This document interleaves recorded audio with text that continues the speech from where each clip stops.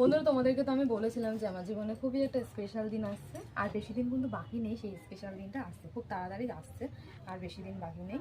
তো চলো সেই স্পেশাল দিনটায় পরবো দেখে। এই শাড়িটা তো আমি ফাইনালি কিনে নিয়েছি, এই যে, সেটা তো তোমরা আগের ভিডিওতে দেখে নিয়েছো। শাড়ি, ব্লাউজ সব কিছু কেনা হয়ে গেছে, বাকি ছিল একটা নেকলেস। তো সেই নেকলেসটাও নিয়ে আসা হয়েছে, দাঁড়াও তোমাদেরকে দেখাই। এর ভেতরে রয়েছে নেকলেসটা, এই দেখো। নেকলেসের ডিজাইনটা তোমাদেরকে একবার সামনে থেকে দেখায়, এই দেখো। কেউ কেউ হয়তো ভেবেছিল এটা পুরো ময়ূর, এটা কিন্তু ময়ূর না, একটা ফুলের মধ্যে কাজ করা রয়েছে। দাঁড়াও সামনে থেকে একটু পরে তোমাদের দেখায়। তো এই দেখো, নেকলেসটা পরেছি। যদিও বা এরকম ধরনের হার বা সোনার জিনিস আমার করতে ভালো লাগে না, আমার তুলসীর মালাটা বেশি ভালো লাগে গলায়। তো যেহেতু স্পেশাল একটা দিন, সবসময় তো নিজের ভালো লাগা, নিজের পছন্দটা করলে হবে না, সবার একটা অপছন্দ পছন্দ আছে। আমার মা আমায় বলে আমায় সাজলে নাকি খুব সুন্দর লাগে, তাই মায়ের পছন্দ মতো এই হারটা আমি নিয়েছি। তো এই হারটা এই শাড়িটার সঙ্গে পরে কেমন লাগবে আমায়, সেটা তোমরা আমায় বলো।